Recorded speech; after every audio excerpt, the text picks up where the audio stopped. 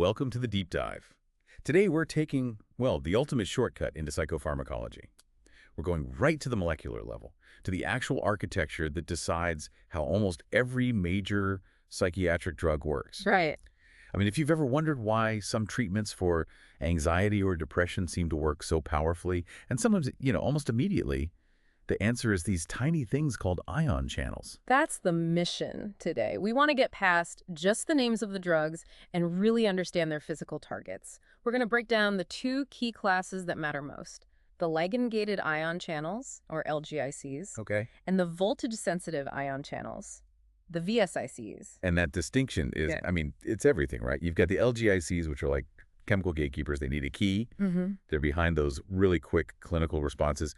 And then the VSICs are the electric triggers. They respond to voltage, and they affect the fundamental way a nerve even fires. Exactly. And when you get the difference between these two structures, you suddenly understand why one drug is fast-acting and another takes weeks. It's the whole blueprint for signal transduction. From the very start of an impulse all the way to the message being received. That's the one. Okay, let's unpack this. I think we have to start with the immediate responders, the gatekeepers, those ligand-gated ion channels. All right. And you'll see a few names for these out there: LGICs, ionotropic receptors, ion channel-linked receptors. They're all talking about the same thing. And the key is that it's one single complex doing two jobs. It's a receptor and an ion channel, all in one package. So they're just waiting. They sit there waiting for a specific neurotransmitter, which we call the ligand, to come and bind to them. And that binding forces a physical shift, a conformational change that literally opens a gate. And then specific ions, sodium, chloride, calcium, they just rush through. And that directness, that's the clinical clue, isn't it? Ligand binds, channel opens, boom. Almost instant. Which is why drugs targeting LGICs can give you that quick anxiety relief or rapid sedation. It's a world away from, say, drugs that hit G protein-linked receptors. Oh, yeah, those are the ones that take forever. Exactly, because they have to set off this long, complicated chain reaction inside the cell. It can take weeks, even months, for those clinical effects to show up. The speed difference is just profound. Okay, so what do they actually look like? The sources talk about two main structural families, starting with the most common one, the pentameric subtype. Pentameric. So think tenta for 5. These are literally 5-part clusters. You have 5 protein subunits, and each one of those threads its way through the cell membrane 4 times. Right. And when those 5 subunits cluster together, they form a perfect little channel, a pore, right down the middle. And this family includes some of the biggest players in psychopharmacology. Absolutely. We're talking about GABAA receptors, nicotinic cholinergic receptors, 5-HT3 serotonin receptors. Which means they're the targets for some of our most powerful drugs. Things like benzodiazepines for anxiety, the Z drugs for sleep. They all hit the GABA receptor. Or even varenicline for smoking cessation. That works by targeting the nicotinic receptors in this family. Okay, so that's the 5-part structure.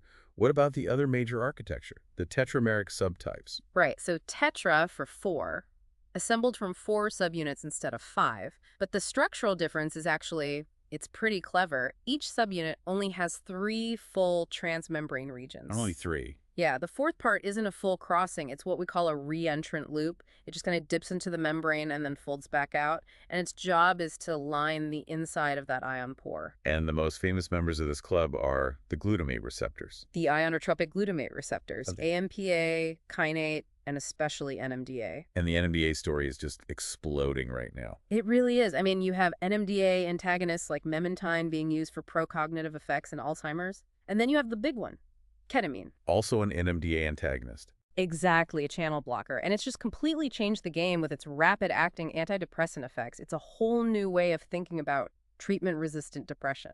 Okay, here's where it gets, for me, really interesting.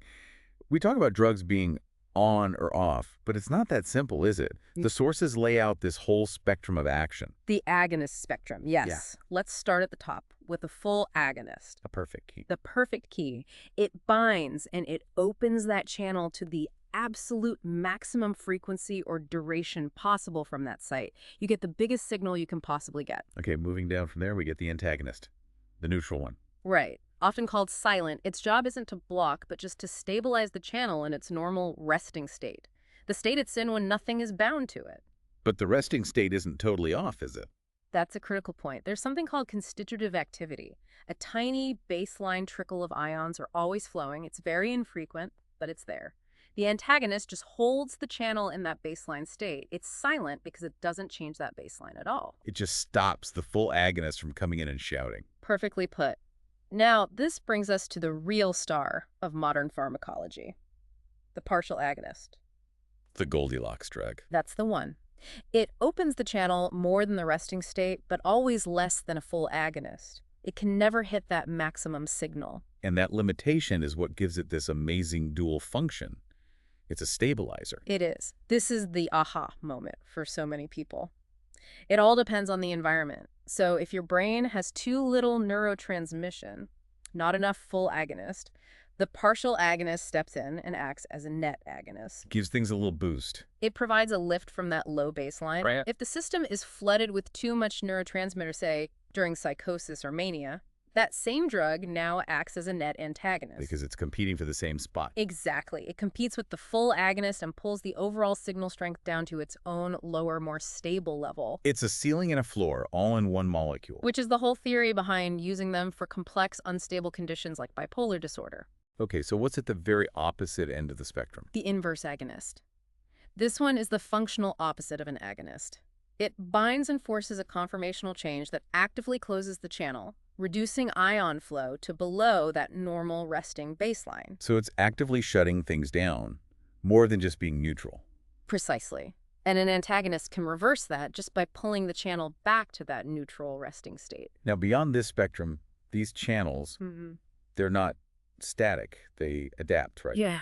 Especially with prolonged exposure to a drug. They do. The first state is desensitization. This happens fast.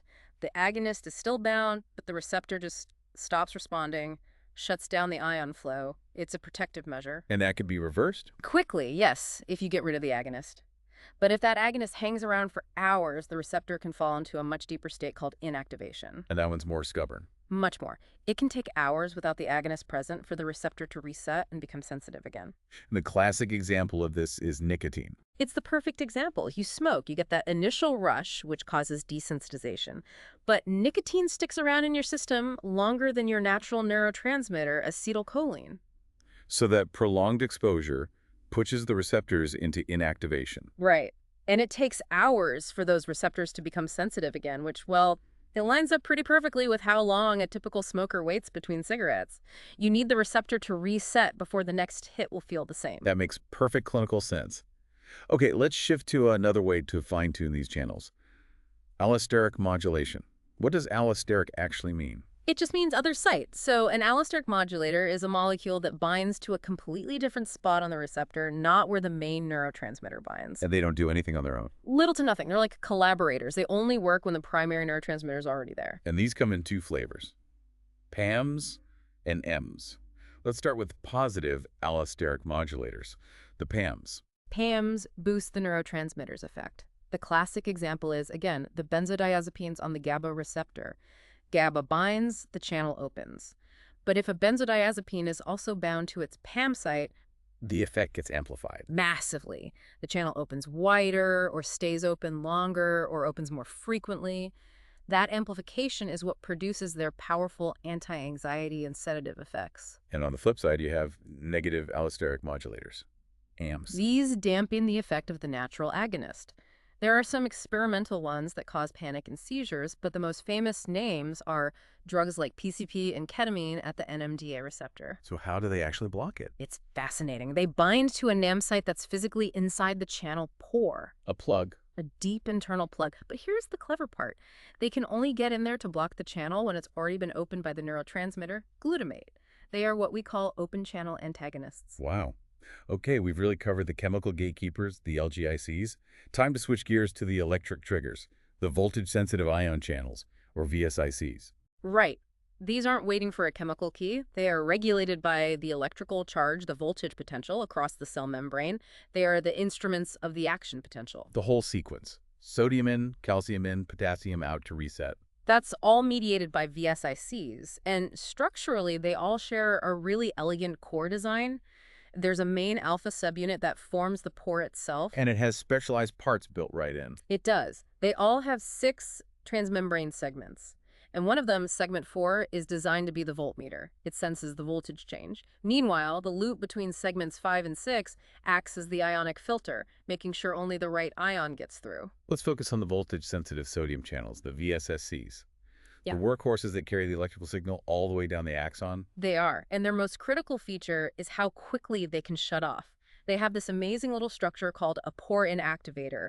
People describe it as a ball on a chain or a bathtub plug. So when the signal has to stop, That plug just flips into place and physically blocks the flow of ions. It's incredibly fast, and it ensures the nerve impulse only travels in one direction. and clinically, these sodium channels are the main targets for many anticonvulsants. They are, and those same drugs get repurposed as mood stabilizers and treatments for chronic pain. It tells you that just stabilizing that raw electrical impulse can be incredibly therapeutic. Okay, what about the voltage-sensitive calcium channels, the VSCCs? They share that core structure, but their internal machinery is different. Instead of a simple plug, the connector between their second and third subunits acts as a kind of internal snare. The snare. And that's what makes the presynaptic ones, the N and PQ types, so important for us. The most important, because these VSCCs are sitting right at the axon terminal, and that snare structure literally hooks onto the synaptic vesicles that are holding the neurotransmitter. They're the direct trigger for release. The direct trigger. And we even know which piece of this machine is the drug target. We do. It's an auxiliary protein called the alpha-2 delta subunit. That is the specific target for major anticonvulsants like pregabalin and gabapentin. By binding there, they mess with how the calcium channel works and directly interfere with neurotransmitter release. So we have chemical gates and electric triggers. Let's tie it all together. How do these two completely different types of channels work together to send one message? It's a beautifully choreographed sequence called excitation-secretion coupling. It's the moment an electrical message gets translated into a chemical one. And it all starts with that electrical impulse, the action potential, flying down the axon, driven by all those sodium channels, the VSSCs, opening in sequence. Right. When that electrical wave hits the nerve terminal, the last sodium channels open, and that causes a massive sudden change in the local voltage. And the voltmeter on the nearby calcium channels, the VSCCs, detects that change. Instantly. The VSCCs fly open, calcium rushes into the terminal. And that's the final trigger. That's the trigger. That rush of calcium activates those snare proteins, SNP25, synaptobrevin, syntaxin, and they physically pull the synaptic vesicle to the membrane, forcing it to merge and release its neurotransmitter cargo into the synapse. The chemical signal, which then floats across the synapse, binds to our old friends, the LGICs, on the next neuron. And translates that chemical message right back into a new electrical event. The whole process starts over. It's an incredible system. It is. You see how they all cooperate? The VSICs handle the electrical part, generating the impulse and triggering the release. The LGICs handle the chemical part, receiving the message. And our drugs target every single step of that process. You know, our source material leaves us with a really provocative final thought. We just talked about how anticonvulsants work by stabilizing the electrical properties of these VSICs. Right? So if stabilizing the fundamental electrical activity of neurons can treat things as different as chronic pain, seizures, mania, and anxiety, what does that tell us about the fundamental nature of these psychiatric symptoms? It suggests that underneath all the different labels and diagnoses, there might be a shared biophysical root. That for many of these seemingly separate conditions, a core problem is simply electrical instability in the brain. And that stabilizing the signal is the key. It seems to be a powerful, common therapeutic mechanism, yes. It ties it all back to the physics of the neuron. An essential deep dive into the absolute mechanics of the mind. Thank you so much for engaging with the material.